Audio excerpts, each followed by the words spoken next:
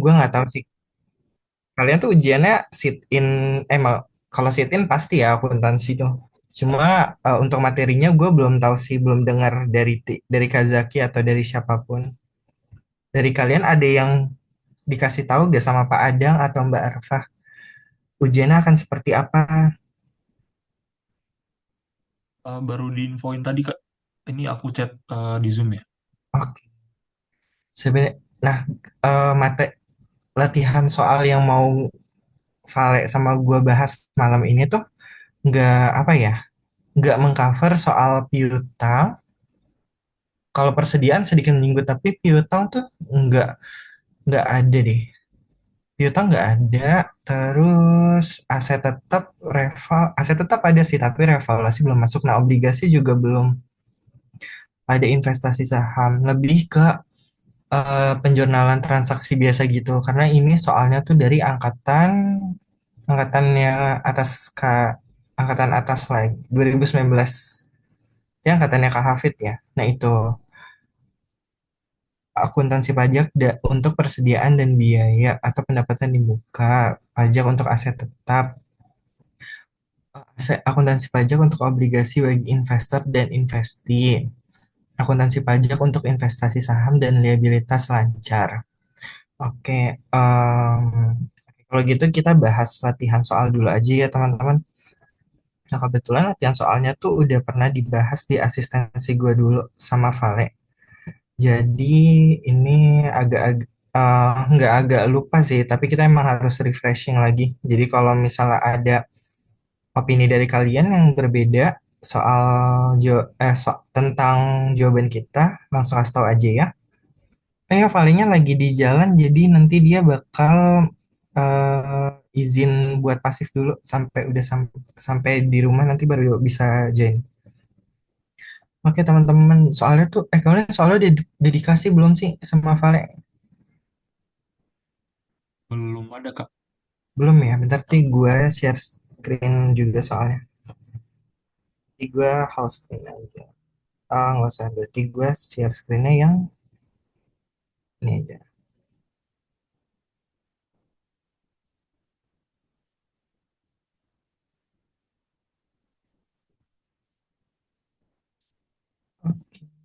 Oke, ya ini di atas.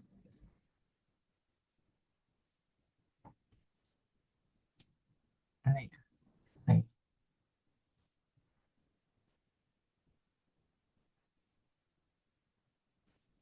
Oke teman-teman, screen gue udah kelihatan ya.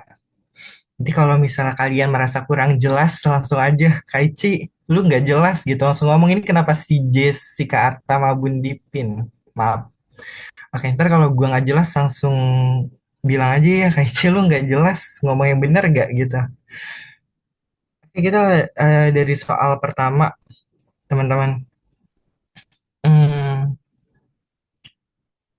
ini ada beberapa transaksi. Di sini tuh mengcover, kalau misal lihat materi kalian ya, mengcovernya ya bagian persediaan sama pembayaran. Apa tadi pembayaran atau biaya atau pendapatan di muka. Nah, dia tuh soal yang pertama ini kita disuruh buat jurnal, terus laba komersil, menghitung laba komersil dan laba kena pajak. Nah, di sini kita perlu perhatiin beberapa informasi teman-teman. Pertama, ada oke, poin A dia tuh punya persediaan awal barang dagang. Nah, ini cuma informasi aja ya teman-teman. Jadi jangan jangan pusing tiba-tiba jurnalnya apa gitu. Ntar lu nanya lagi ke temen lu yang di sebelah, yang A ini jurnalnya apa ya gitu. Jangan gitu ya ntar. Pokoknya kalau cuma informasi kayak gini, no entry aja langsung. Tapi jangan lupa juga ditulis sih di jawaban kalian, misalnya poin A itu no entries nanti. Jangan dilewatin aja. Terus yang kedua, pembelian persediaan secara kredit 1 juta unit. RP 55.000 termasuk PPN dari PKPU. Oke, nanti kalian highlight termasuk PPN di sini. Berarti nanti kalian harus cari DPP-nya itu berapa dari nilai transaksi ini. Kan 55.000 ini termasuk PPN ya. Berarti per unitnya itu berapa sih kalau nggak termasuk PPN? Nah, Ini lagi langsung loncat ke D, harusnya C dulu ya. Ya udah kita anggap aja C deh ini. Pelunasan utang dagang atas 900.000 unit barang dagang dengan diskon 2%, teman-teman. 2% ya, jangan lupa 2% ini dari mana sih nanti? 2% ini dari nilai sales yang dilunasi, teman-teman nanti. Sales yang dilunasi. AR yang di enggak. Nilai AR pelunasan utang dagang, pelunasan utang dagang. Ya, nilai sales harusnya ya yang dilunasi, seingat gua. Oke, diskonnya tuh 2% dari nilai penjualan. Terus yang penjualan sebesar 920.000 unit, belum termasuk PPN. Nanti bedain lagi, berarti kalian di sini nggak harus nyari DPP. 100.000 ini udah termasuk DP, udah bukan bukan termasuk, tapi DPP-nya 100.000 per unit ini. Terus dia bukan PKP, diterima tunai dan mendapatkan diskon 2%. Kalau misalnya dia bukan PKP, apakah kita akan dipungut PPN? Oke, tetap ada. Kok kita dipungut, kita memungut. Tetap memungut. Terus biaya operasional secara kas, terus penyusutan untuk biaya operasional 600 juta, ini udah dihitung, terus penerimaan uang sewa RP 100 juta. Sudah termasuk pajak yang diperhitungkan. Berarti di sini ada uang sewa ini kita harus menghitung DWP-nya. 100 juta ini berapa sih PPN-nya, berapa juga PPh-nya. Oke, kita lihat informasi yang di bawah, yang A. Semua jurnal yang diperlukan khusus persediaan dengan sistem pencatatan perpetual dan penilaian persediaan FIFA. Oke, teman-teman nanti jangan sampai salah ya. Kalau perpetual itu jangan ada akun purchase, jangan ada akun purchase discount, tapi kita langsung pakai inventory. Untuk sales, sales returns and allowance, sales discount itu tetap ada. Cuma untuk yang purchase, untuk akun purchase itu akan di-replace sama inventory. Nanti dibuka lagi aja catatan DDA1 ya, DDA1 mungkin bisa minta materi dari Arifa yang udah terupdate per 2024 ini nanti. Terus laba komersial teman-teman, laba komersial ini nanti kita tuh kayak nyusun income statement aja, income statement sederhana. Terus yang C laba kena pajak ini nanti kita bakal menghitung nih, eh, kita udah dapat EBITDA-nya berapa? Nanti kita bawa nih EBITDA-nya buat ngitung fiskal laba kena pajak apa ya? Taxable income. Taxable income setelah kita memperhitungkan fiscal adjustment-nya. Terus ada informasi nih penyusutannya adalah 800 juta dalam biaya operasional terdapat beban natural yang tidak dapat dibiayakan sebesar 400 juta. Terus sewa adalah sewa toko nih. Uang sewa yang di poin G ini itu berarti sewa toko. Oke, pertama kita masuk ke bila penyusutan menurut Fiska adalah 800 juta. Tadi dihitungnya 600 juta nih kalau menurut akuntansi. Kalau pencatatan oke lah kita menghitungnya, kita menjurnalnya 600 juta ya. Jangan sampai nanti teman-teman tuh terdistraksi. Mencatatnya di jurnal, kan ini akuntansi pajak. Ya berarti kita nyatetnya 800 juta dong. Jangan gitu ya. Itu nanti bisa mengurangi poin kalian. Karena Pak Adang punya prinsip kalau angkanya salah ya semuanya salah gitu. Nah, penyusutan menurut fiskal ini nanti teman-teman sandingin aja buat menghitung koreksinya. Koreksinya jadi apa sih? Di sini kan bebannya jadi meningkat ya. Berarti kalau bebannya meningkat itu nanti penghasilan kena pajaknya akan menurun. Nah, kalau misal penghasilan kena pajak yang menurun, laba PPh badan yang terutangnya juga akan ikut menurun. Jadi koreksinya itu bersifat negatif harusnya. Terus yang kedua, biaya operasional terdapat beban natural yang tidak dapat dibiayakan 400 sebesar 400 juta. Berarti dari 12 miliar tadi kita kita mengeliminasi 400 juta. Di sini bebannya jadi berkurang, kemudian penghasilan kena pajaknya jadi meningkat dan PPh badan yang terutangnya nanti juga ikutan meningkat. Berarti di sini sifat koreksinya adalah koreksi positif. Terakhir sewa toko, teman-teman. Nah, sewa toko di sini teman-teman jangan sampai salah kan toko itu termasuk tanah dan bangunan. Jadi nanti saat menghitung PPh-nya di sini dia menerima berarti dia tuh punya tax expense. Tax expense berarti harusnya tarifnya 10%. Jangan pakai tarif sewa di 23 yang besar itu 2% gitu. Jangan sampai salah di sana. Kalau misalnya nggak ada, kalau misalnya nanti di ujian kayak kalian nggak dapat informasi sewanya apa, kalian bebas mengasumsikannya gitu. Mengasumsikannya itu sewa apa. Dan nanti pas ngitung laba komersial dan laba kena pajaknya jadi lebih firm aja. Kita tuh pakai asumsi yang mana. Oke, sekarang kita langsung aja masuk ke perhitungan. Ke perhitungan pembuatan jurnal, teman-teman. Yang A nggak ada isu ya untuk jurnalnya. Kita bisa skip aja, nanti dicatat no entries. Terus yang jurnal B, pembelian persediaan secara kredit, termasuk PPN. Nah, di sini teman-teman PPH ada ya? Nggak ada. Asumsikan ini nggak ada PPH lah ya. Kita fokus ke PPN aja. Harusnya persediaan memang PPN aja sih. Cuma emang ada beberapa barang tuh yang kena PPh dua ya. Kita asumsikan barang ini bukan objek dua aja. Kita fokus ke PPN-nya. Ada yang bisa jawab jurnalnya apa? Di kolom chat juga nggak apa-apa.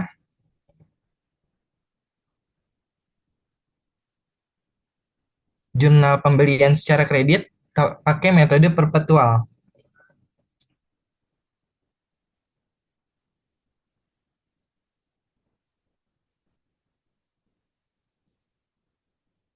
Ayo nggak ada yang mau coba menjawab, kenapa gue mau ngapain diri gue sendiri?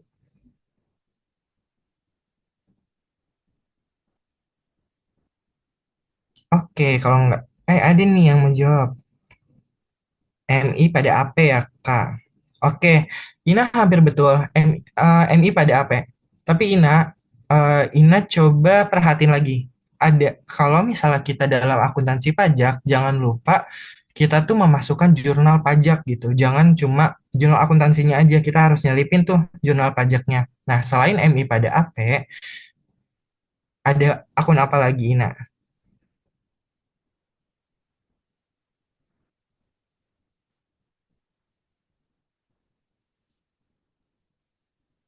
Oke, betul, Fed in. Ina, Duk, Swaki, Akbar. Oke, ada Fed in ya, karena kita membeli. Nah, tadi kan udah dijelasin ya teman-teman, kalau misalnya 55 ini nilai utang yang termasuk PPN. Berarti berapa sih nilai persediaan yang sebenarnya? Kita tinggal hitung aja nih. Aduh, gue lebih enak pakai Excel lagi, karena rumus-rumusnya ada di Excel. Ntar ya,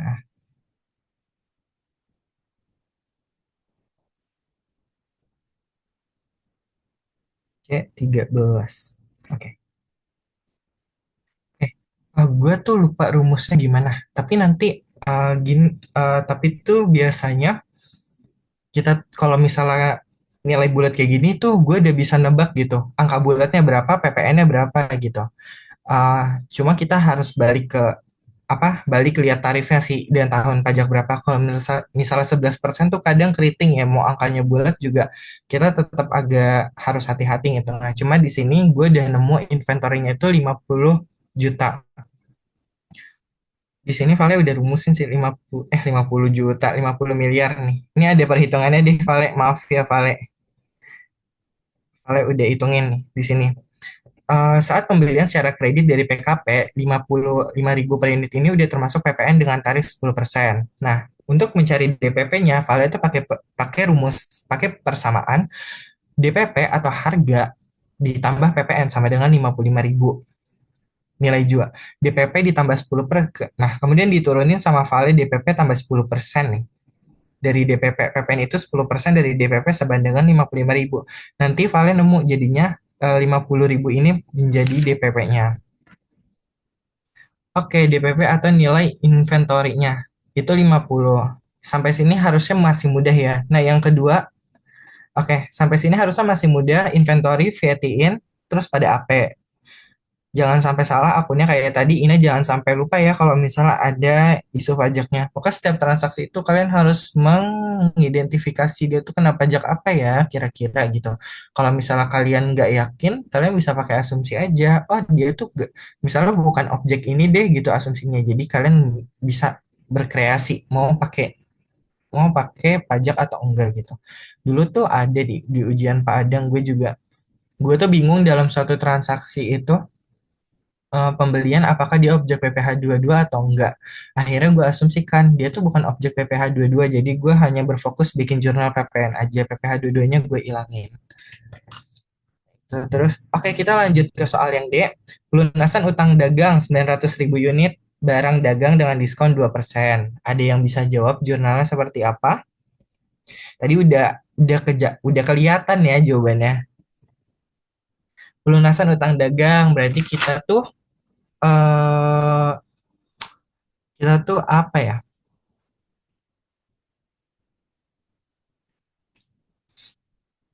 Kita tuh membayar utang. Oke, maaf.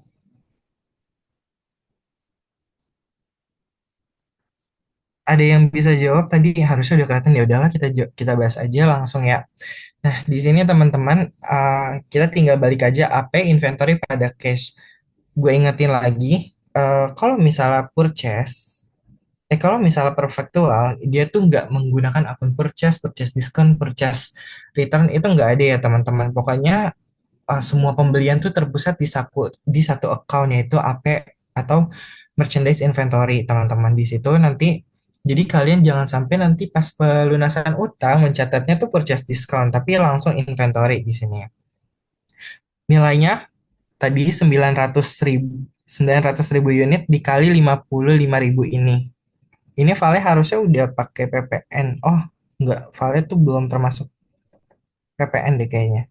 Iya, Vale tuh ngitung inventory-nya sesuai nilai AP-nya yang dia tuh belum include PPN. Jadi nilai inventory yang berkurangnya 900.000, terus AP yang berkurangnya 45 miliar, dan cash yang dikeluarkannya 44 juta, 44 miliar 100 juta. Nah itu. Ada juga yang pelunasan dengan PPN. Nah ini bebas ya teman-teman. Tapi kalau gue prefer pakai yang bawah teman-teman. Karena pas nyatat AP, kita kan mencatatnya tuh udah include PPN ya. Jadi sebisa mungkin kalau misalnya pas pelunasan kita juga mencatatnya tuh pakai nilai dari yang udah dikenakan PPN. Kalau misalnya nanti nggak pakai nilai yang tanpa pelunasan dengan PPN ini, apa ya, lebih nanti nilainya tuh jadi nggak matching kalau menurut gua di akhir. Kayak misalnya kita udah lunas, oh ternyata beda gitu karena dasarnya juga beda kan. Di sini 50.000 sedangkan apa yang kita catat awalnya 55.000. Itu. Oke, lanjut ya teman-teman ke soal yang D. Penjualan sebesar 920.000 unit per unitas 100.000 belum termasuk PPN diterima tunai dan mendapatkan diskon. Teman-teman ada yang bisa jawab jurnal apa? Gue lupa ya. Em, gue tuh agak lupa, apakah kalau misalnya penjualan tunai itu diskonnya juga pakai sales discount? Kalau dulu di S ada Faki gak ya? Biasanya Faki ada nih. Faki,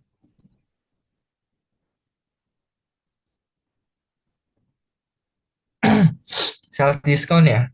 Dulu tuh gue pernah diajarin sama guru SMK gue, Paingan Girsang apa-apa Bambang ya? Gue lupa di antara dua itu. Kalau di antara dua mereka tuh pernah pernah mengkoreksi jawaban gue pakai sales discount karena sales discount itu cuma berlaku untuk penjualan kredit sedangkan penjualan tunai itu ya udah langsung aja apanya nilai nggak ada diskon yang dicatat tapi nilai yang dilunasi adalah nilai yang udah dikurangin potongan harga itu karena menurut dia sales discount sama rabat itu beda. Nah itu tuh kadang gue masih suka ke bawah sampai sekarang dan gue lupa prinsip yang diajarin Mbak Eri. Tapi kita langsung aja bahas teman-teman penjualan ini belum termasuk PPN 920.000 unit per unitas 100.000 dengan rabat 2%. Karena di sini pakai sales discount, jadi jurnalnya cash sales discount pada sales revenue atau dan VAT out. Ingat kalau misalnya kita menjual barang, tadi belum termasuk PPN, kita harus hitung VAT out-nya. Kalau misalnya udah termasuk PPN, itu kita harus mecah lagi nilainya berapa sih sebenarnya cash yang kita terima gitu. Ini jurnalnya dan jangan lupa kalau perpetual itu selalu ada COGS dan inventory teman-teman. Ini tuh buat kontrol nanti di kartu persediaan teman-teman inventory-nya berapa. Karena perpetual itu selalu mencatat inventory saat terjadi enggak, mencatat mutasi. Mutasi persediaan itu saat terjadi transaksi. Berbeda sama periodikal yang mencatat transaksi itu pada akhir periode. Nah, itu yang D, teman-teman. Sampai sini ada yang mau ditanyain?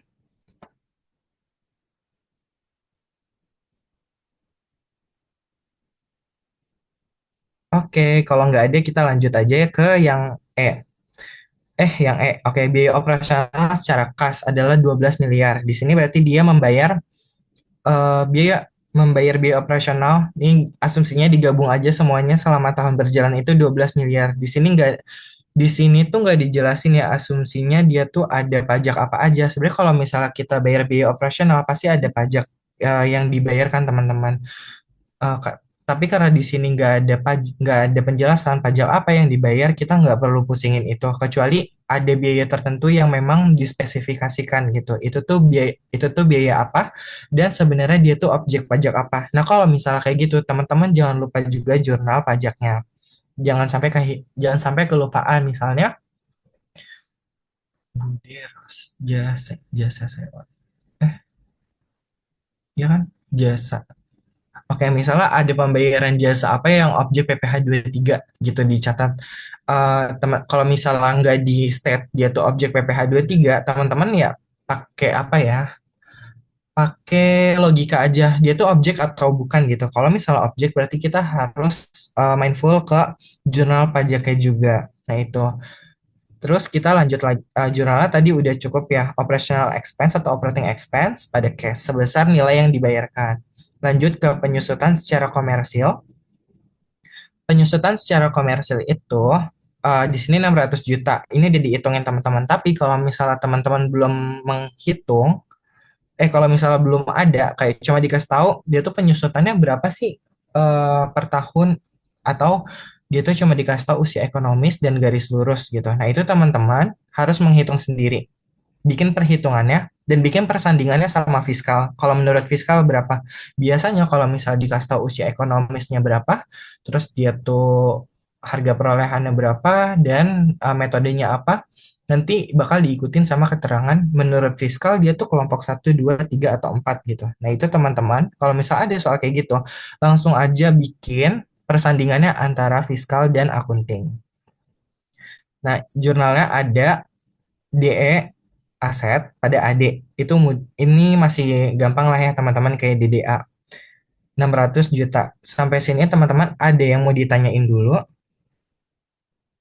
Nggak ada. Oke, kita lanjut ke yang terakhir, jurnal terakhir. Di sini penerimaan uang sewa toko 100 juta. Sudah termasuk pajak yang diperhitungkan. Kayak tadi di awal gue jelasin kalau misalnya teman-teman harus mengingat sewa toko ini dikenakan pajak apa aja sih. Ada PPN, penyerahan jasa. Terus ada juga satu lagi PPh final terkait persewaan tanah dan bangunan 10%. Nah, itu jangan lupa dihitung. Gimana cara ngitungnya? Di sini Valeri bikin nggak? Oh, Valeri nggak bikin. Tapi harusnya udah langsung sama ya, 100 juta. Biasanya kalau angkanya bulat gini, kalian tuh nggak perlu menghitung ya. Kalau apa ya, maksudnya bukannya nggak perlu menghitung sih, tapi lebih ke kalau misalnya tarif antara tarif PPN dan tarif PPh final sama tuh, kayak nilai yang udah termasuk PPN itu, yaudah itu akan menjadi DPP gitu. Itu pasti, kecuali kalau misalnya tarif PPN sama tarif PPh-nya beda gitu. Itu kalian harus bikin persamaannya. Kalau kayak gini mudah banget teman-teman, kalian tinggal hitung aja. Cash yang diterima pasti tadi 100 juta. Terus trend income-nya pasti 100 juta juga. Kalau misalnya teman-teman pakai rumus nih, aku ambil dari rumusnya dari Excel aku. Bentar. Mana ya? Mana ya? Nice. Nah, ini.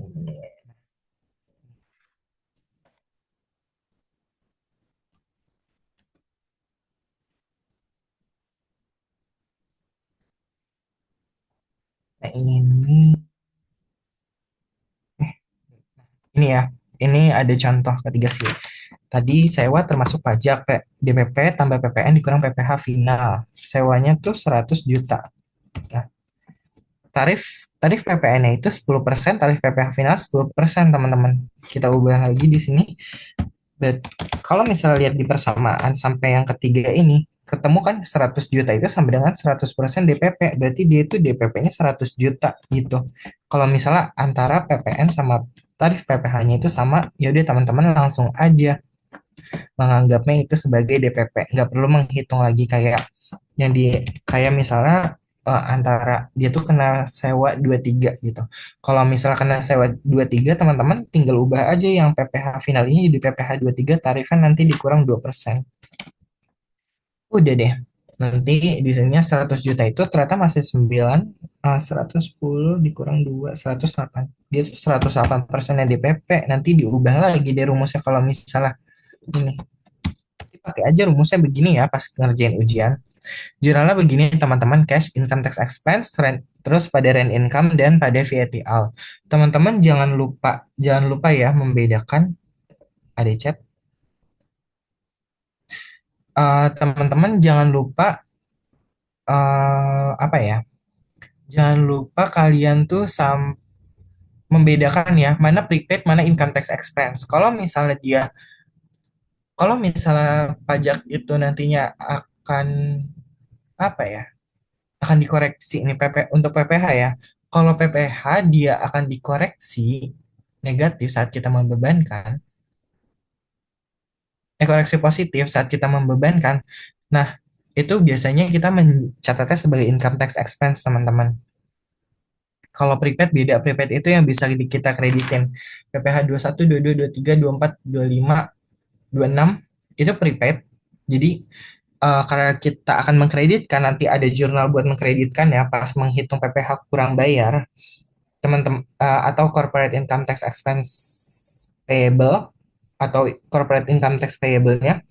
Nah, itu kalau yang tadi 21, 23, 24, 25, 26 dicatatnya sebagai prepaid, tapi kalau yang final, apapun yang final PPh itu dicatatnya sebagai income tax expense.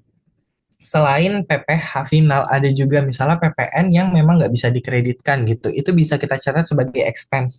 Tapi biasanya kalau PPN yang nggak bisa dikreditin itu sama wajib pajak bakal dikapitalisasi ke nilai perolehan. Itu sampai sini teman-teman ada yang mau tanya? Nggak ada ya.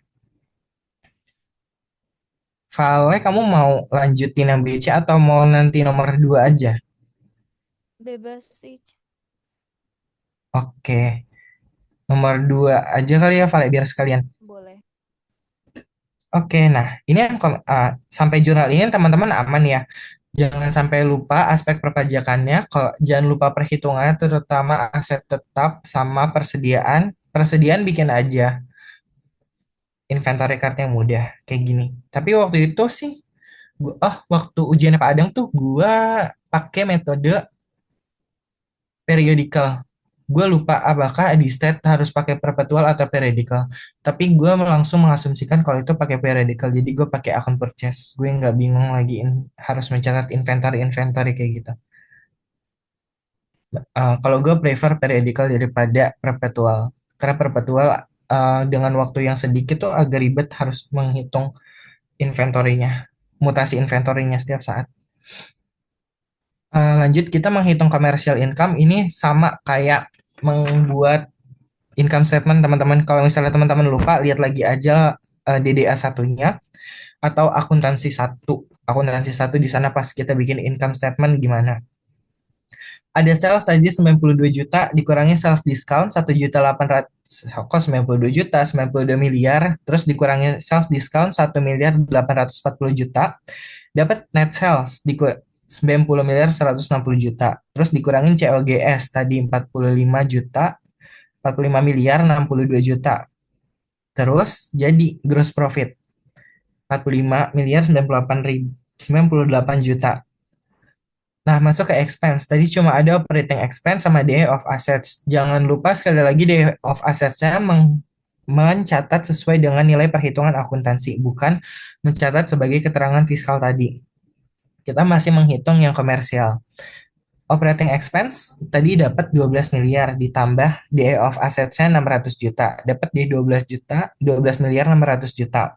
Nah, terus tadi ada other income atau expense, rent income 100 juta. Nah, ini akan menambah. menambah nilai operating income ya. Operating income-nya tuh berapa ya di sini coba. Operating income-nya 32 miliar 498 juta. Nah, ditambah ada income-nya 100 juta, jadi 32 miliar 598 rupiah. Nah, itu. Kita masuk ke perhitungan taxable income, commercial income. Nah, tadi tuh rent income kan kita asumsikannya sebagai di state ya, kalau misalnya penghasilan sewa harusnya di sini Vale kayak belum masukin. Vale belum masukin yang rent income ya. Jadi tuh di sini harusnya ada tambahan ya teman-teman. Koreksi negatifnya rent income. Ya, jangan ya, rent income harusnya ikutan dikoreksi negatif karena dia sewa tanah dan bangunan dan enggak mas dan dia tuh dikenakan PPh final.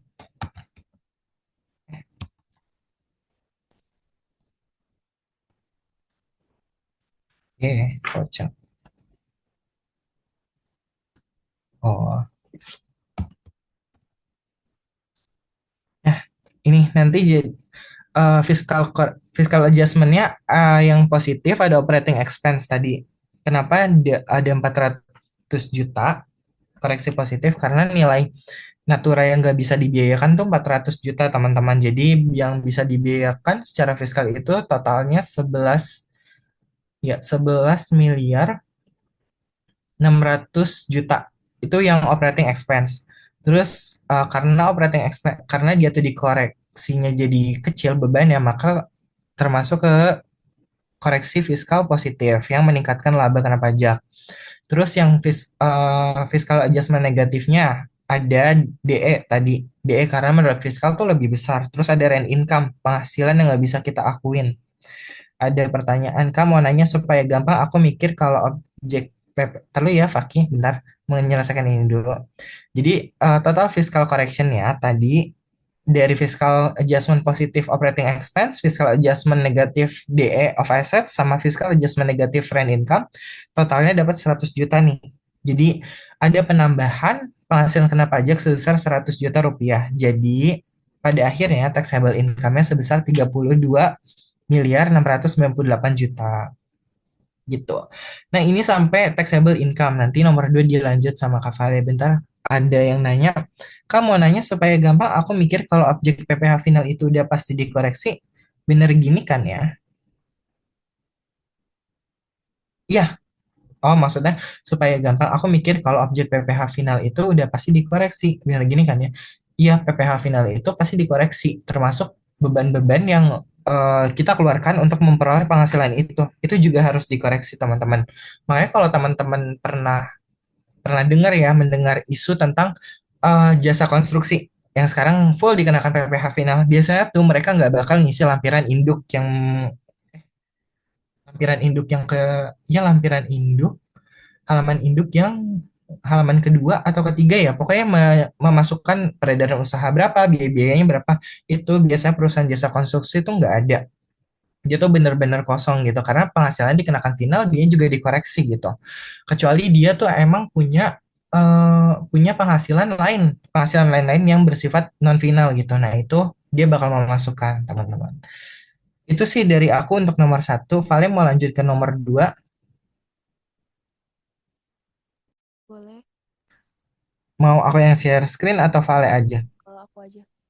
Oke. Hmm, ini udah. Udah Vale. Salah share. Bentar ya.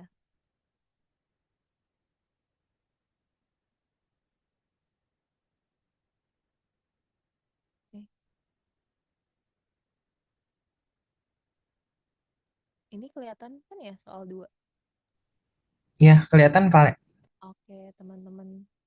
Malam teman-teman, maaf ya tadi agak telat karena baru sampai rumah. Jadi untuk soal nomor dua ini adalah terkait dengan aset tetap. Nah, aset tetap itu biasanya soalnya bisa berupa yang pertama itu dari pembelian, habis itu bisa penjualan, pertukaran, sama penyusutan juga bisa, dan ada yang namanya penilaian kembali atau revaluasi aset tetap. Kalau di soal ini itu sebenarnya menyangkut semuanya ya. Jadi ada cakupannya dari pembelian, petukaran, penjualan, penilaian kembali, dan juga ada penyusutan antara akuntansi dan pajak. Nah, ini dilihat dulu apa aja sih sebenarnya transaksi intinya gitu. Kalau untuk yang A ini adalah pembelian. Kemudian untuk yang B ini adalah petukaran aset yang sudah dibeli tadi dengan gudang. Kemudian yang C ini aset gudang yang udah diterima dari petukaran itu dijual. Yang D ini terkait dengan revaluasi atau penilaian kembali aset tetap, dan di soal juga selain diminta jurnal transaksi A, B, C, D, juga diminta untuk membandingkan penyusutan antara akuntansi dan pajak. Nah, pertama-tama untuk yang A sendiri, perusahaan ini membeli dua jenis barang ya, mesin A dan mesin B. Bedanya adalah di bagian pengkreditan PPN-nya. Kalau kita beli barang kan ada PPN masukan ya.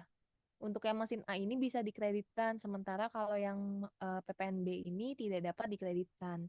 Bedanya apa sih kalau misalnya terkait dengan pengkreditan PPN masukan?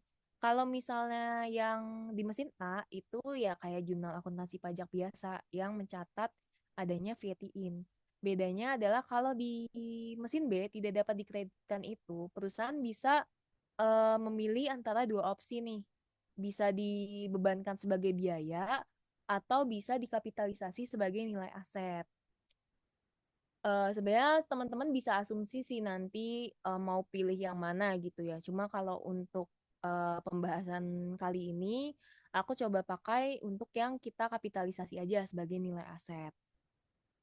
Oke, untuk jurnalnya sendiri, pembelian mesin A itu seperti jurnal pembelian pada umumnya. Hanya bedanya ada aspek pajaknya yaitu PPN masukan. Jadi untuk jurnalnya itu adalah mesin A pada cash dan juga jangan lupa ada VAT in atau PPN masukan di debit. Untuk mesin A-nya itu harga perolehannya 100 juta ya. Dan kemudian VAT in-nya itu adalah 10%. Ini asumsinya 10% ya karena tahun pajak 2014. Jadi PPN masukannya 10 juta. Nah, nanti perusahaan akan mengeluarkan uang 110 juta karena di sini dibilang dibeli secara tunai. Kalau misalnya nggak ada keterangan sih, berarti teman-teman bisa asumsi ya kalau pembeliannya kredit gitu. Jadi nanti di sini bukan cash tapi AP. Nah, kemudian untuk yang mesin B, yang tadi PPN-nya itu tidak bisa dikreditkan. Kayak tadi aku bilang, perusahaan itu bisa milih mau membebankan sebagai biaya atau mengkapitalisasi. Kalau untuk yang opsi dibebankan sebagai biaya, jurnalnya itu adalah mesin B, karena kita menerima mesin B dari pembelian. Seharga perolehannya, di sini 150 juta belum termasuk PPN. Jadi mesin B-nya 150 juta. Kemudian PPN-nya itu 10%, 15 juta. Kita catat sebagai tax expense, karena kan ini opsinya yang dibebankan sebagai biaya ya, 15 juta. Baru cash-nya adalah 165 juta. Sementara kalau yang opsi dikapitalisasi, nilai PPN ini yang 15 juta akan masuk sebagai nilai asetnya. Jadi di opsi yang kapitalisasi, mesin B-nya itu bukan lagi 150 juta, tapi sekarang menjadi 165 juta. Untuk jurnalnya mesin B pada cash sebesar 165 juta. Oke, kalau sampai sini ada yang mau ditanyakan teman-teman terkait dengan pembelian aset?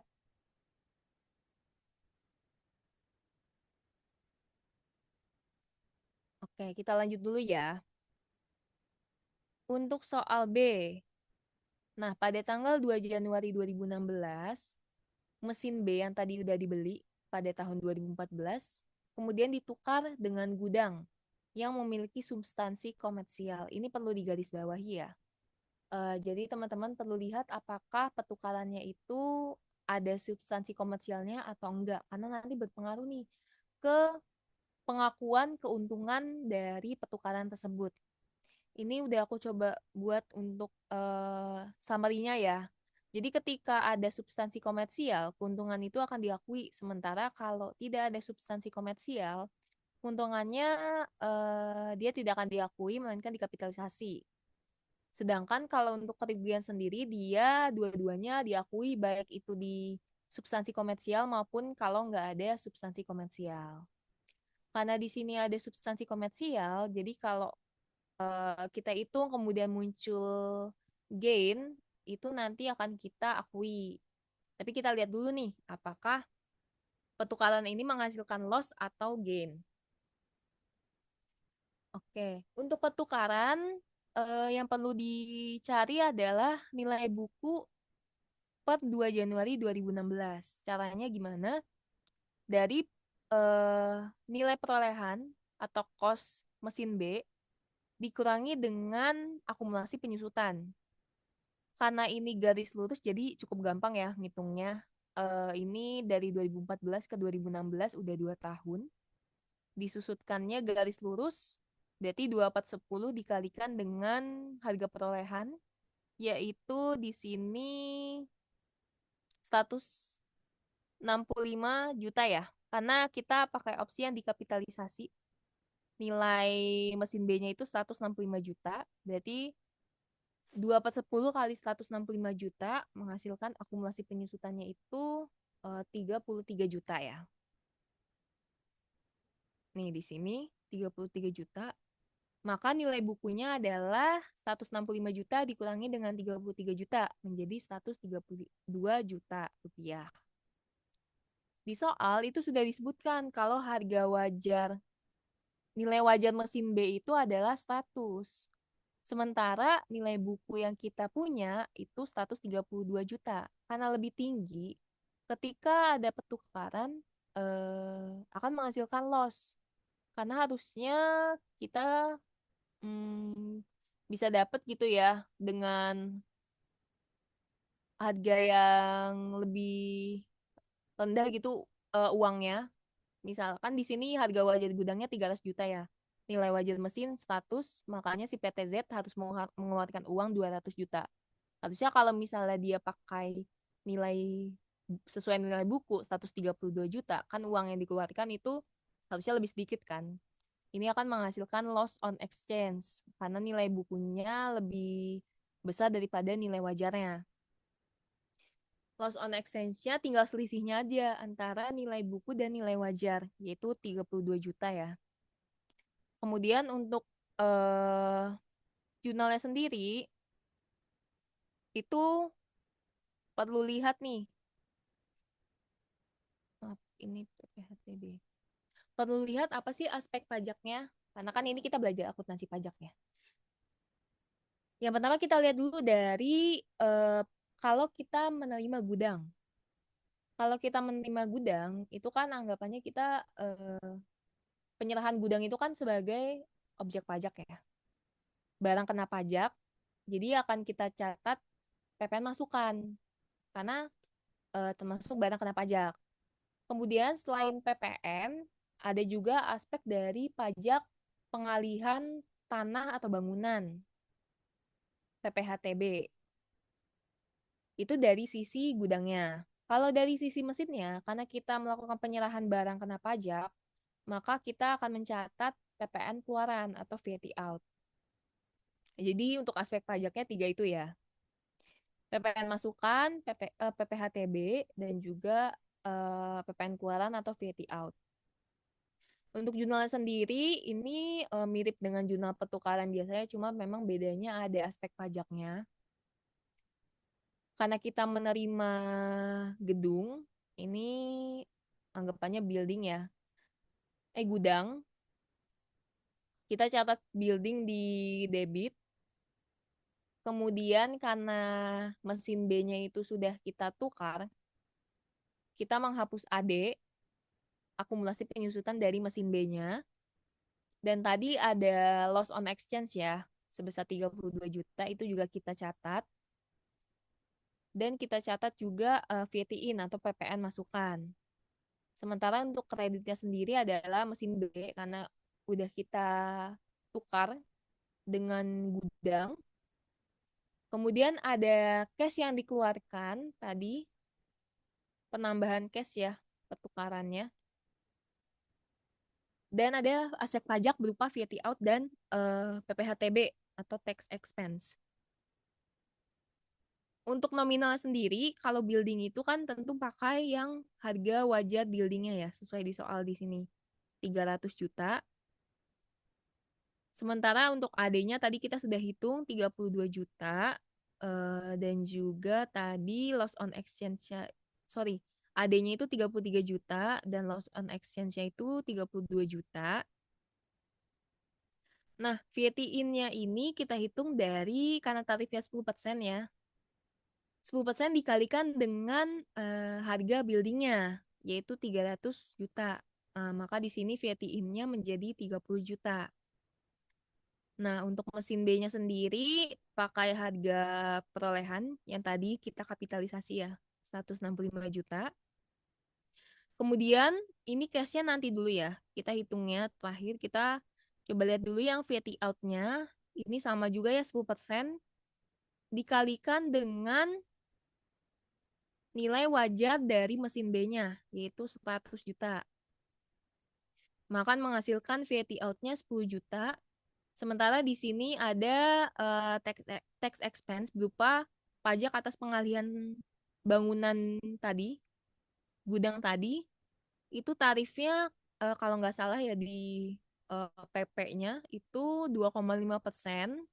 Jadi 2,5% ini kita kalikan dengan harga buildingnya 300 juta. Nah, cash-nya ini dari mana? Cash-nya itu sebenarnya dari eh, yang dikeluarkan, cash yang dikeluarkan untuk action-nya sendiri.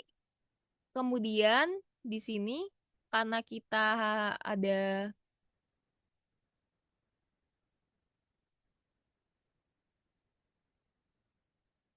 memungut PPN keluarannya ditambah dengan PPN keluaran. Kemudian ada PPN masukannya harus kita bayar dan juga ada tax expense atau pajak atas pengalihan tanah dan bangunan. Jadi case-nya ini adalah 200 juta. Tadi untuk itu PTZ mengeluarkan uang 200 juta. Ini case yang dikeluarkan untuk pertukaran antara mesin dan gudang. 200 juta ditambah dengan PPN keluaran.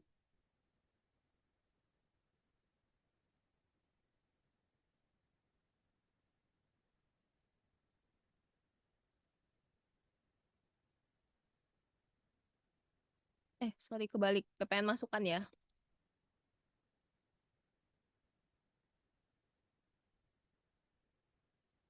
Karena kita mengeluarkan cash untuk membayar PPN masukan ya. 200 juta ditambah dengan 30 juta dikurangin dengan 10 juta dan dikurangin dengan 7,5 juta. Nanti hasilnya cashnya itu adalah 212.500.000 rupiah.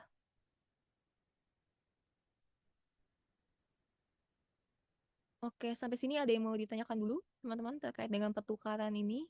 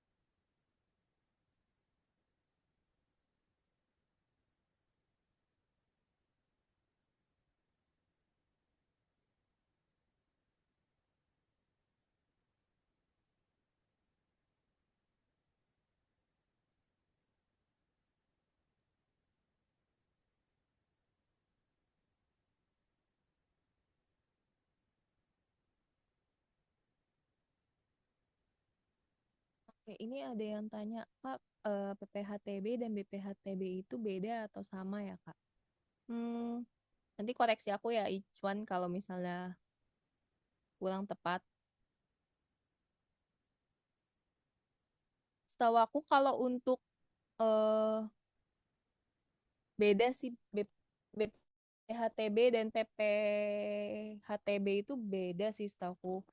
Jadi kalau untuk yang PPHTB itu tarifnya 2,5% ya. Dikalikan jumlahnya nilai pengalihan hak atas tanah dan atau bangunan.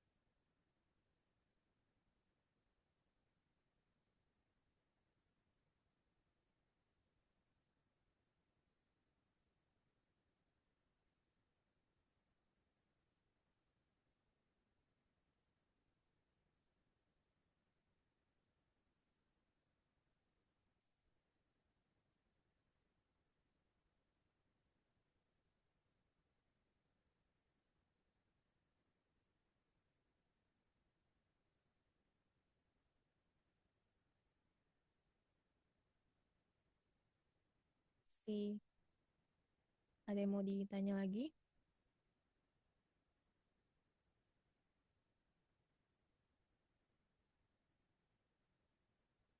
Oke.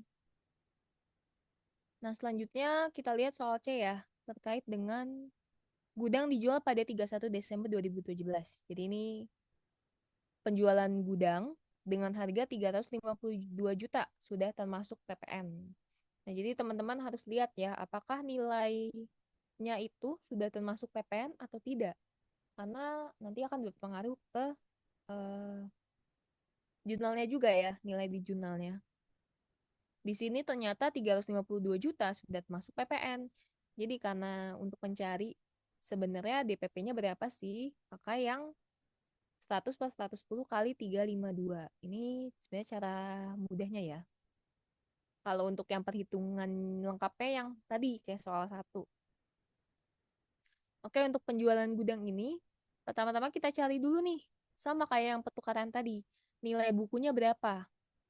Karena di sini kalau di soal sudah dikasih tahu ya, kalau gudangnya itu disusutkan selama 15 tahun dengan garis lurus. Dari 2016 ke 2017 itu berarti kan sudah ini 2 tahun ya, karena dibelinya 2 Januari 2016, sementara dijualnya 31 Desember 2017. Jadi udah 2 tahun. Hitungnya berarti 2/15 dikalikan dengan harga perolehan gudangnya tadi, 300 juta. Itu hasilnya menjadi 40 juta. Maka untuk nilai bukunya adalah 260 juta. Nah, tadi kita udah ngitung ya, nilai jual tanpa PPN-nya adalah 320 juta. Ternyata lebih tinggi nih daripada nilai bukunya. Maka akan memunculkan gain on sale of building-nya. Sebesar berapa? Sebesar nilai jual dikurangi dengan nilai buku, yaitu 320 juta dikurang 260 juta menjadi 60 juta. Untuk jurnalnya sendiri, yang pertama di sini itu anggapannya kita langsung nerima cash ya. Cash, ini cashnya kita hitungnya nanti dulu.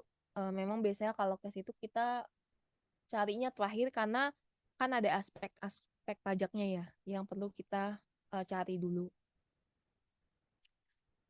Kemudian karena buildingnya sudah kita jual, maka ada penghapusan akumulasi penyusutan, AD of building, sebesar tadi udah dihitung 40 juta.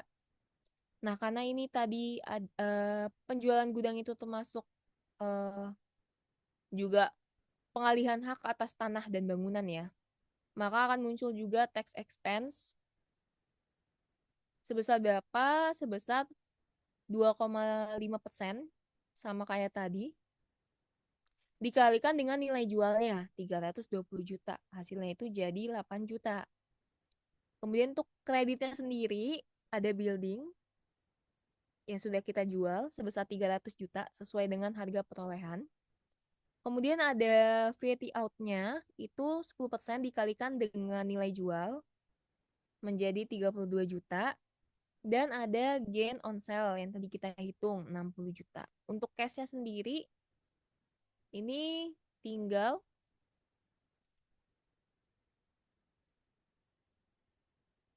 ditambah aja nih dari yang kita terima kan nilai jualnya 320 juta ya. Di kemudian ditambahkan dengan ini PT out ini dikurangi dengan tax expense-nya. Nanti hasilnya cash-nya adalah 344 juta.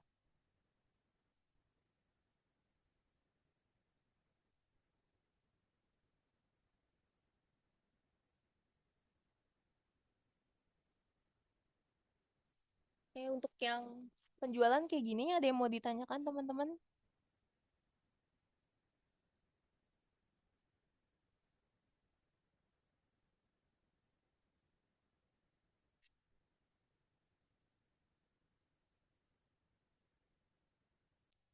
Oke, coba kita lanjut lagi ya. Nah, untuk yang terakhir ini terkait dengan revaluasi aset atau penilaian kembali.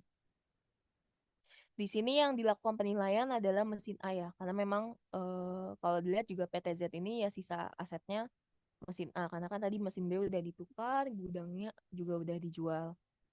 Mesin A ini harga perolehannya adalah 100 juta ya. Kemudian dilakukan penilaian kembali dengan nilai wajar 90 juta dan penilaian kembali hanya untuk tujuan komersial. Nah, ini perlu diperhatikan ya teman-teman, apakah eh revaluasinya itu untuk tujuan komersial atau juga pajak.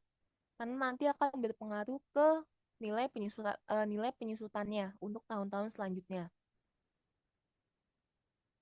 Di sini mesin produksinya 100 juta, kemudian kalau dilihat udah 14, 15, 16, 17, 4 tahun ya. Udah 4 tahun disusutkan. Tadi kalau di soal 10 tahun juga dengan metode garis lurus. Jadi di sini untuk akumulasi penyusutannya adalah 4/10 dikalikan dengan 100 juta, maka untuk AD-nya adalah 40 juta, menghasilkan nilai bukunya 60 juta. Sementara nilai revaluasinya sendiri adalah 90 juta nih. Lebih tinggi kan daripada nilai bukunya. Nanti akan menghasilkan gain on revaluation of machine A sebesar selisihnya, yaitu 30 juta. Nah, nanti untuk nilai revaluasi ini akan dianggap sebagai harga perolehan baru nih, teman-teman. Jadi akan menghapus akumulasi penyusutan dari tahun-tahun yang sebelumnya. Itu akan dicatat di jurnal sebagai berikut. AD-nya karena dihapus, di debit sebesar 40 juta. Kemudian mesin A-nya itu kan tadi awalnya harga perolehannya 100 juta ya. Jadi karena sekarang nilainya setelah revaluasi adalah 90 juta, maka di sini mesin A-nya kita kredit sebesar 10 juta, yaitu selisihnya. Dan ada gain on revaluation sebesar 30 juta. Oke, kayak gitu deh untuk yang jurnal revaluasinya. Sampai sini ada yang mau ditanyakan dulu teman-teman?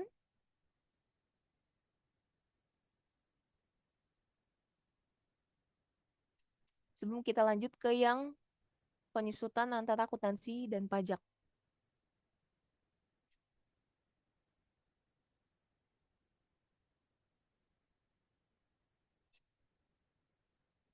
Oke, mungkin kita lanjut aja ya. Nah, untuk yang soal kedua ini adalah membandingkan penyusutan menurut akuntansi dan pajak untuk tahun 2014, 15, 16, 17, dan 18. Kalau untuk tahun 2014 dan 15, ya 2014, 2015 itu adalah mesin A dan B ya. 16 itu mesin B-nya sudah ditukar. Jadi untuk penyusutannya itu yang mesin A aja dan gudang. 2017 itu mesin A dan gudang, baru 2018-nya itu adalah mesin A tapi setelah dilakukan evaluasi ya. Nah, di sini kita coba lihat yang mesin A dulu. Kalau untuk yang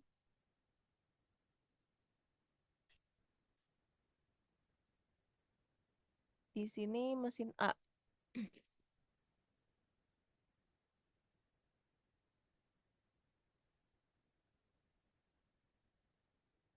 Mesin A sendiri itu yang untuk 2014 sampai dengan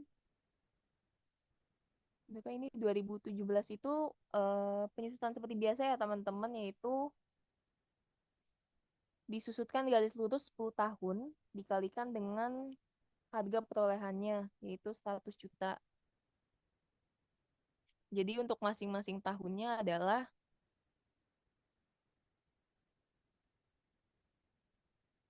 10 juta ya.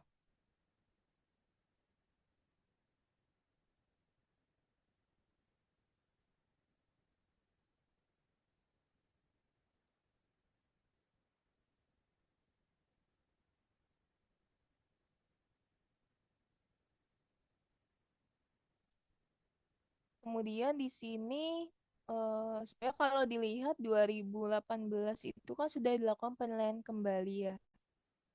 Kalau misalnya untuk dilakukan penilaian kembali berarti di sini untuk coba kita lihat dulu ya. Kita beralih ke yang mesin B dulu aja. Kalau untuk yang mesin B ini asumsinya adalah dikapitalisasi ya. Tadi perolehannya itu adalah yang 165 juta tadi.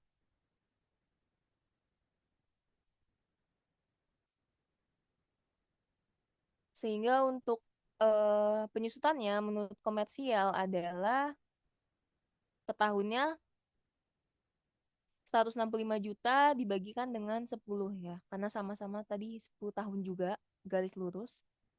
Untuk DE-nya per tahun 16.500.000, kemudian AD-nya itu di tahun 2015 adalah 33 juta. Tadi kita sudah hitung juga ya untuk soal yang pertukaran tadi. Sementara kalau untuk fiskal, karena dia kelompok 2 sesuai di soal ya, mesin tersebut menurut ketentuan pajak masuk kelompok 2. Kelompok 2 itu kan 8 tahun ya, kelompok 1 itu 4 tahun. Karena dia kelompok 2 8 tahun, maka ada perbedaan nih dari DE-nya per tahun. Kalau komersial itu dibagi 10, kalau yang fiskal itu dibagi 8. Untungnya untuk yang fiskal ini sama-sama garis lurus ya. Kalau untuk eh, saldo menurun nanti kan beda lagi. Tapi di sini kita pakai garis lurus, jadi tinggal 165 juta dibagi dengan 33 sorry, dibagi dengan 8 juta 8 tahun. Menjadi biaya penyusutan per tahunnya adalah 20.625.000 rupiah. Nanti AD-nya di tahun 2015 ada 41.250.000. Jadi untuk yang fiskal nih DE-nya itu lebih besar ya daripada yang komersial. Kalau misalnya nanti koreksi berarti akan ada koreksi negatif ya karena biayanya lebih besar. Sementara untuk yang bangunan menurut komersialnya itu 15 tahun. Jadi tadi perolehannya adalah 300 juta dibagi dengan 15, DE-nya itu menjadi 20 juta per tahun, dan AD tahun 2017-nya adalah 40 juta. Sementara kalau untuk yang fiskalnya sendiri, di sini gudang memiliki masa manfaat 20 tahun. Jadi untuk penyusutannya adalah 300 juta dibagi dengan 20 tahun yaitu 15 juta. Nanti AD-nya di akhir adalah 30 juta. Nah, ini untuk yang mesin A tadi kan ada revaluasi ya. Jadi harusnya untuk di tahun 2018 ini adalah pakai nilai revaluasi yang baru ya. Mungkin di sini aku tambahin dulu kali ya ininya. Eh, sorry.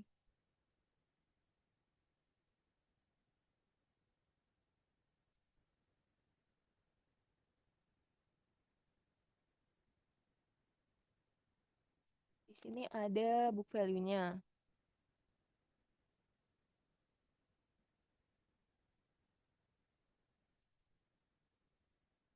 Awalnya itu kan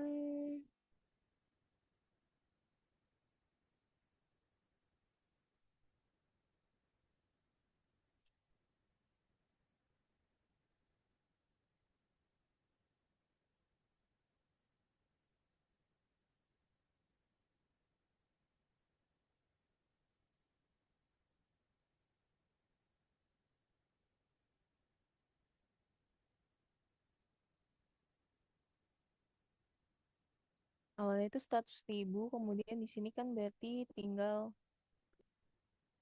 sorry.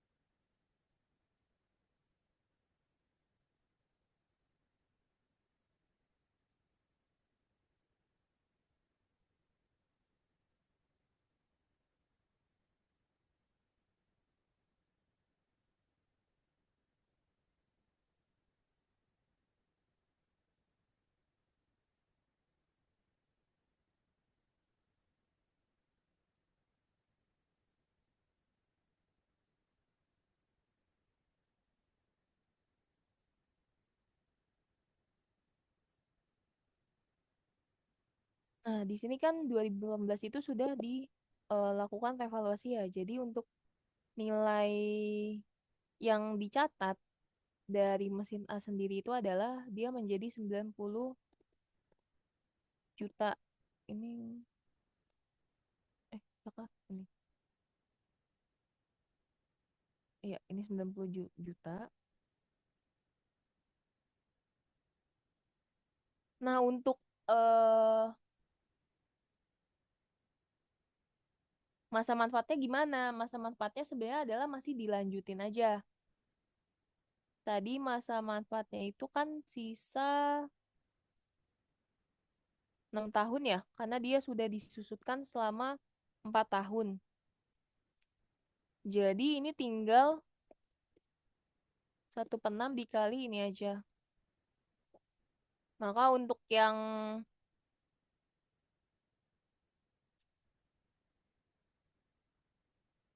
tahun 2018 setelah dia direvaluasi, karena di sini kan mesin A-nya itu dilakukan revaluasi di awal tahun ya. Jadi untuk yang penyusutan di akhir tahunnya itu sudah menggunakan nilai revaluasi. Di sini adalah 15 juta gitu. Nanti untuk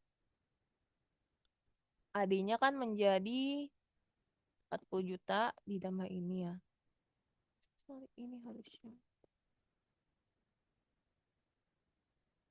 Nah, maka sorry,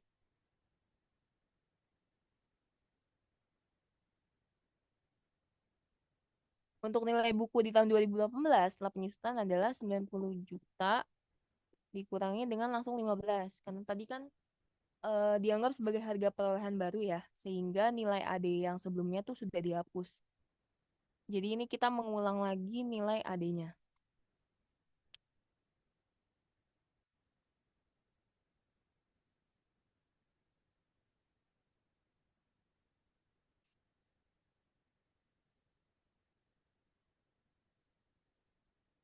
Nah, kalau untuk yang pajak sendiri, karena tadi kan udah dibilang ya kalau penilaian kembalinya hanya untuk tujuan komersial. Jadi kalau untuk pajaknya sendiri ya tetap aja teman-teman.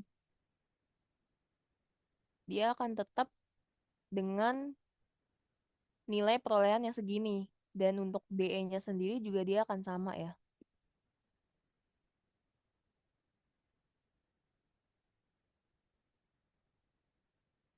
Jadi untuk nilai bukunya adalah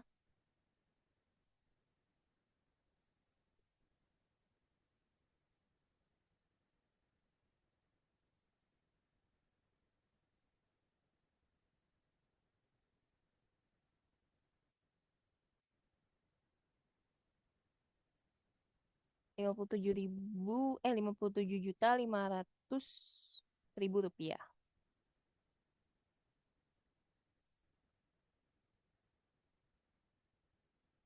Oke deh, sampai sini untuk yang penyusutan.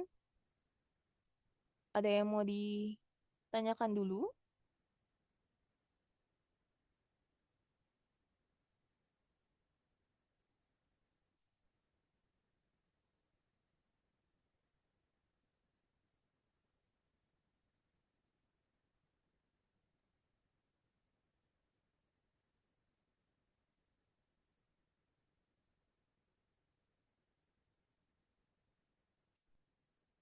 Kalau nggak ada, mungkin coba kita lanjut ke soal berikutnya. Mungkin Ichwani.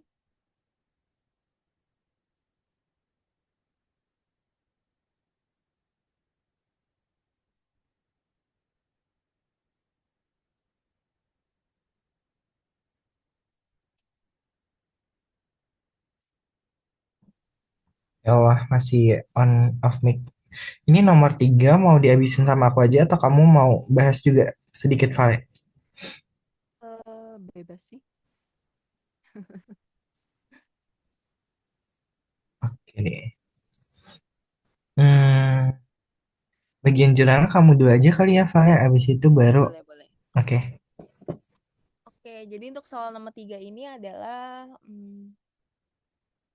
berbagai macam transaksi ya terkait dengan PPh potong pungut. Di soal sudah disebutkan di tahun 2019 laba komersialnya itu sebelum adjustment atau sebelum koreksi itu adalah 2,8 miliar. Sementara ada informasi terkait dengan transaksi yang belum dibukukan sebanyak 5 ini ya, 5 transaksi ini. Yang pertama itu adalah pembayaran royalti 40 juta kepada PT DG. Ini sudah termasuk pajaknya. Kemudian ada penerimaan penghasilan dividen dari investasi di luar negeri sebesar 350 juta. Sudah dipotong pajak di luar negeri dengan tarif 30%. Yang C ini pembayaran PPh pasal 25 sebesar 380 juta. Yang D pembayaran sewa tanah untuk 1 tahun 60 juta. Sudah termasuk pajak. Dan yang E ini penerimaan uang sewa bangunan 1 tahun sebesar 50 juta belum termasuk pajak. Oke, yang pertama diminta untuk membuat jurnal dari A sampai dengan E. Untuk transaksi yang A, pembayaran royalti kepada PT DG.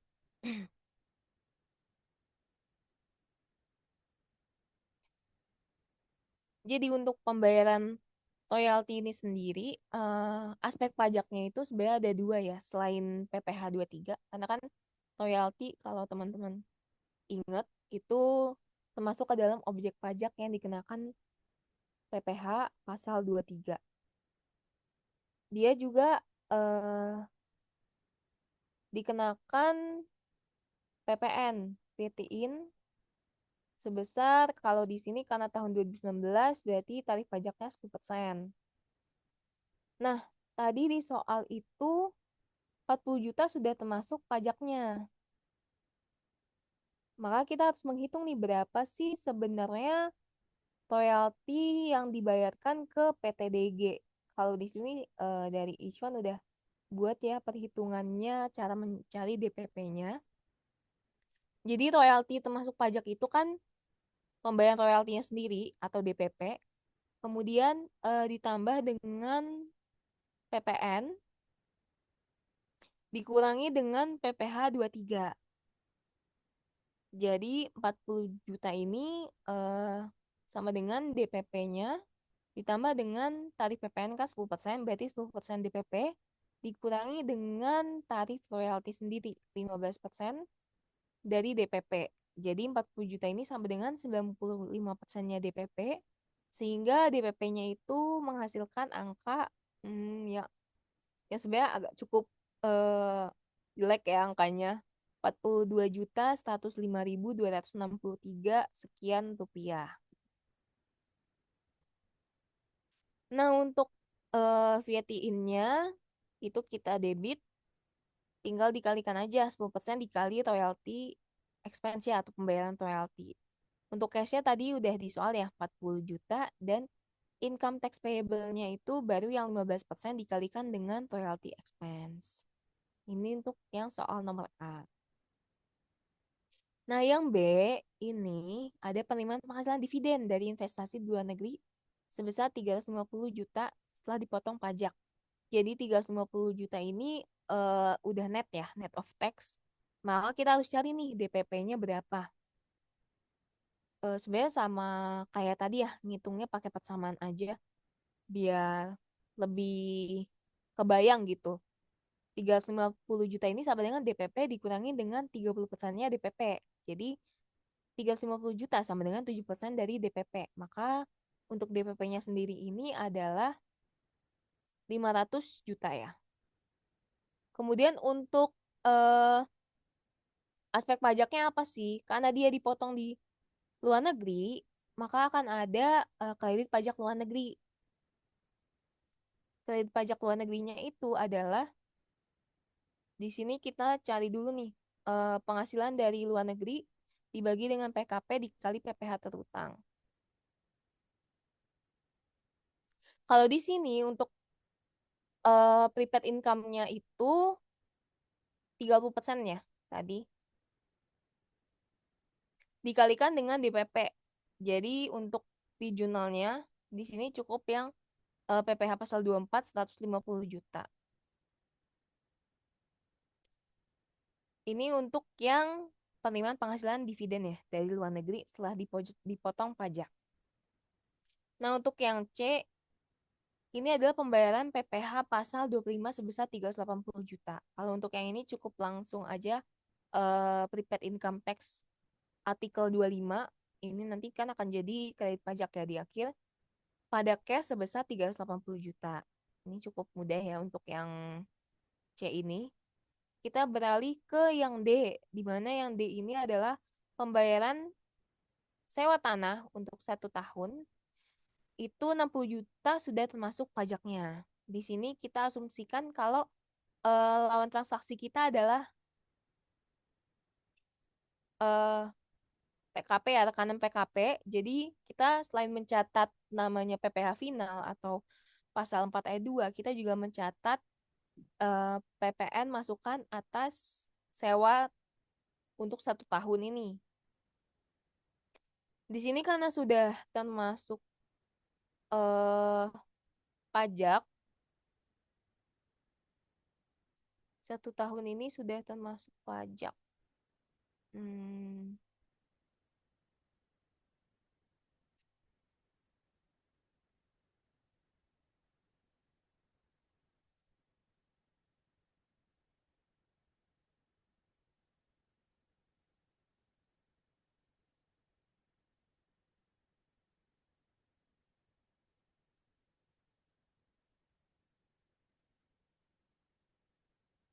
nanti mohon koreksi ya. Ini kalau misalnya sudah termasuk pajak, harusnya sih kita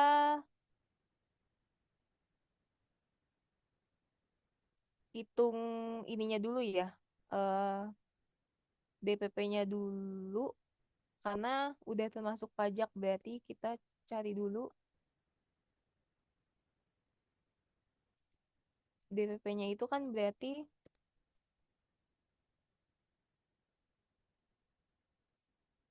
60 juta sama dengan DPP kemudian dikurangi dengan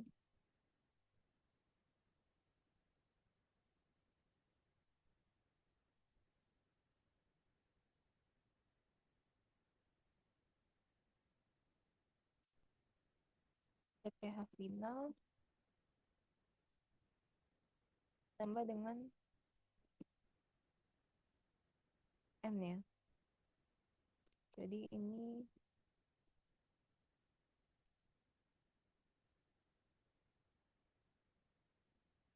10% DPP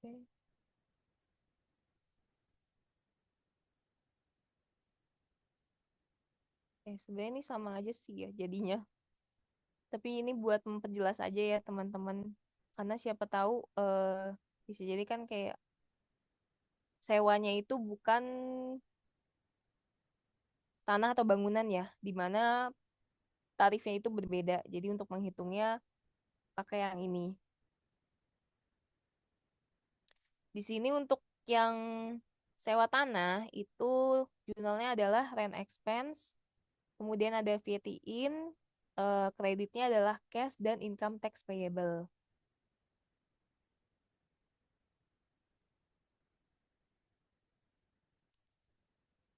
Untuk land expense-nya tadi 60 juta, VAT in-nya 10%-nya 6 juta, cash-nya itu nerimanya berarti 60 juta juga ya.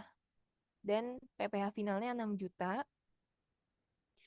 Itu untuk yang D. Nah, yang terakhir untuk yang E ini sebenarnya eh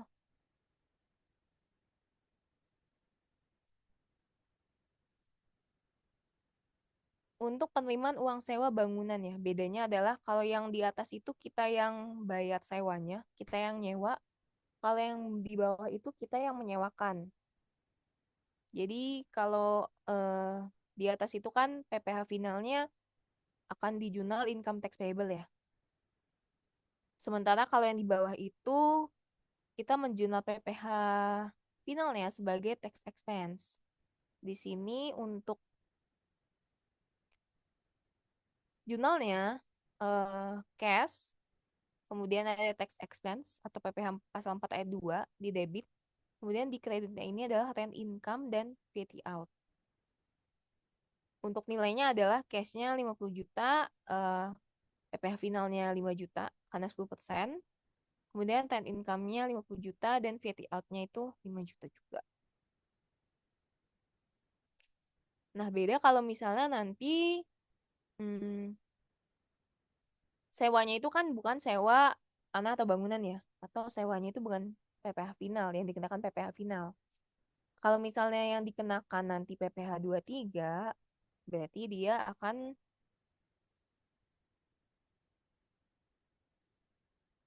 mencatatnya itu sebagai sorry, sebagai prepaid karena menjadi kredit pajak. Jadi bukan tax expense lagi tapi prepaid income tax PPh pasal 23 gitu. Oke deh, kalau sampai sini untuk jurnalnya ada yang mau ditanyakan teman-teman?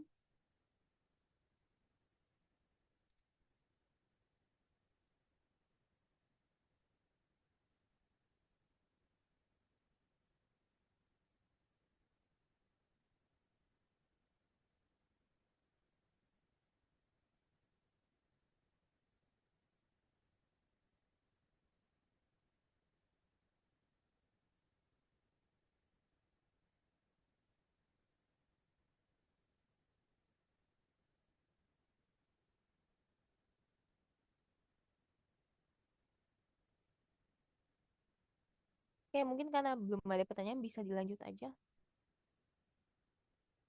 ke soal 2 dan soal 3 ya. Laba komersial dan juga laba kena pajak PPh Badan Terutama.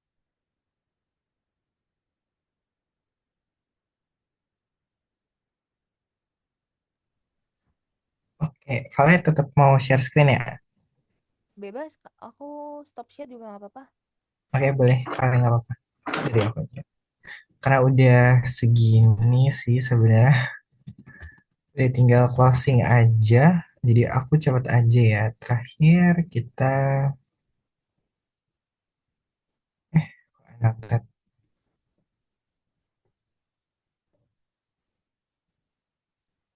Oke, udah kita masuk ke soal terakhir. Penghitungan penghitungannya tetap sama teman-teman. Kayak yang sebelumnya, di soal satu menghitung laba komersial itu kita lihat net income penghasilan kita tuh dari jurnal ini ada apa aja. Nah, di sini aku udah ngitung sama Vale, kita dapat share komersial itu 2 miliar 800 juta. Kemudian kita menghitung nih pendapatan karena karena kita nggak ada COGS atau apapun itu, kita langsung adjust aja pakai pendapatan lain, other income sama expenses-nya ada apa aja. Income income yang lainnya itu kita ada dividend income dan rent income. Kita tambahin ke net income, terus kita kurangi expenses-nya ada royalty expense sama rent expense. Nah, itu didapat nanti jadinya eh, net income ini apa ya, EBITDA sebenarnya sebutannya 3 miliar 247 juta 894.736. Nah, ini nanti teman-teman kalau mau bikin kayak format income statement juga nggak apa-apa. Kalau mau kayak gini juga nggak apa-apa sih, biar cepet juga daripada harus capek-capek bikin format income statement. Karena kita nggak ada gross profit juga ya, langsung aja expenses sama other income. Nah, itu. Nah, nilai yang di sini, yang adjusted net income ini, teman-teman, nanti dibawa nih buat kita menghitung soal yang ketiga. Berapakah laba kena pajaknya, PPh badan, dan PPh kurang bayar. Laba kena pajaknya di sini kita hitung lagi sama fiscal adjustment-nya. Fiscal adjustment-nya ada apa aja?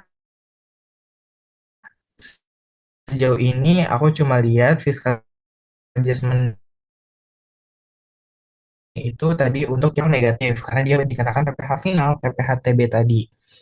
Nah, udah nih, kalau udah nanti ini akan mengurangi si net income. Jadi penghasilan kena pajaknya dikurangi sama fiscal adjustment negatif tadi. Kalau misalnya ada fiscal adjustment positif, maka ditambah teman-teman.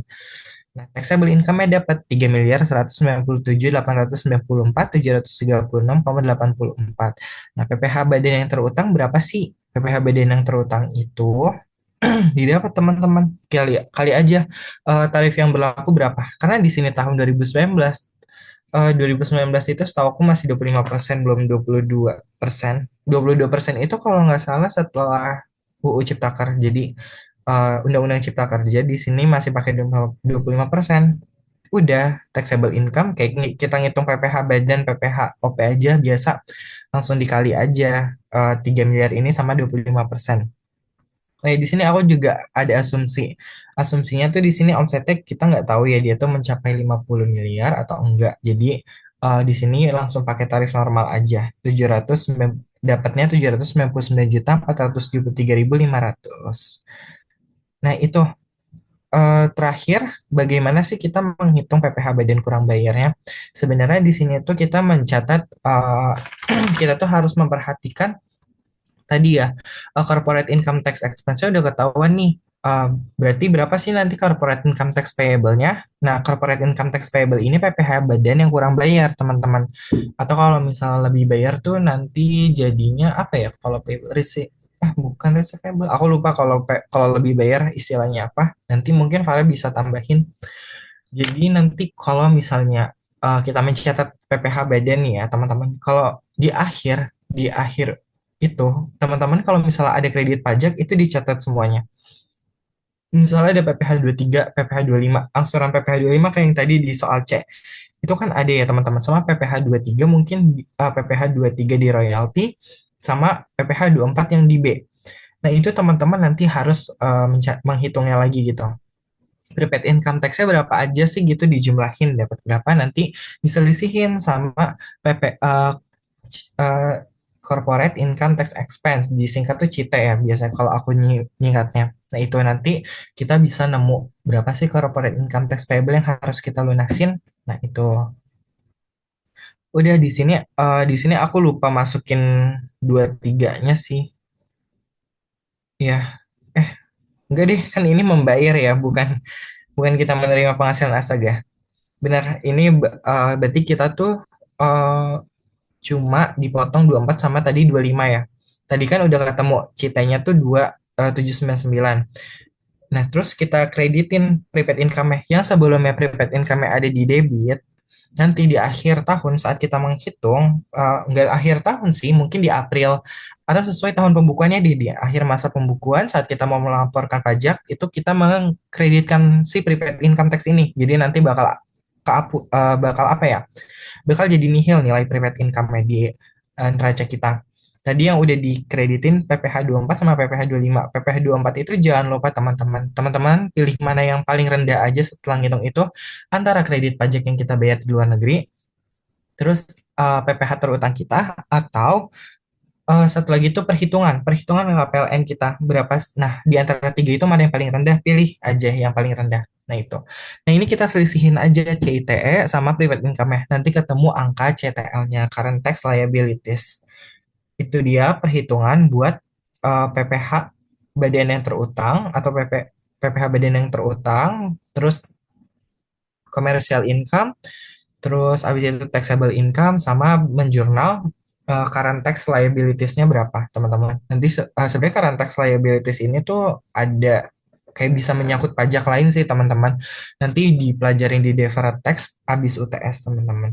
Itu dari aku sih. Ini secara singkat begini kalau mau ngitung, dibuat singkat aja karena waktunya terbatas yang melihat kalian tuh tadi ada 4 soal dan menurut aku bakal bercabang. Dari teman-teman ada yang mau ditanyain?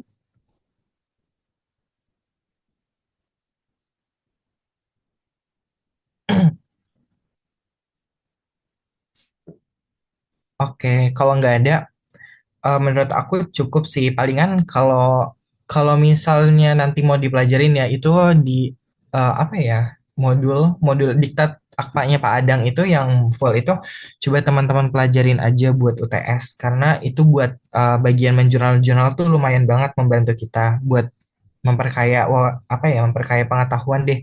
Nah, buat aset tetap kayak tadi kalau misalnya ada penyusutan secara fiskal diperhatiin dia masuk kelompok berapa. Terus kalau misalnya nanti ada revaluasi aset tetap diperhatiin dia tuh tujuannya untuk akuntansi atau pajak aja. Akuntansi aja atau pajak juga gitu. Kalau biaya pendapatan itu di muka teman-teman tahu ya, perhatiin nanti dia tuh dicatatnya bagaimana. Ada aspek pajak apa aja. Kalau PPN biasanya pasti masuk ya, kecuali memang kayak tadi di soal dia tuh di apa ya nggak bisa dikreditin, jadi PPN-nya kita kapitalisasi. Pokoknya jurnal pajaknya jangan lupa. Pakai asumsi kalau misalnya teman-teman merasa kurang jelas. Terus buat obligasi jangan lupa juga bunganya. Bunga obligasi bagaimana sih? Harusnya dia tuh dikenakan PPh final ya setauku. Nanti coba di kalau final selalu di jurnalnya tuh expense dan payable, bukannya prepaid lawan payable, selalu expense, jangan lupa itu. Terus investasi saham dan liabilitas lancar. em, Kalau investasi saham tuh equity investment gitu-gitu ya. Hmm, Kalau ini aku belum mendalami sih. Tapi teman-teman nanti baca aja yang dari Pak Adang dan mungkin catatan dari Mbak Arfah ya. Aku sempat lihat sih. Itu dari aku sih cukup. Dari Vale ada yang mau ditambahin? Sih dari aku.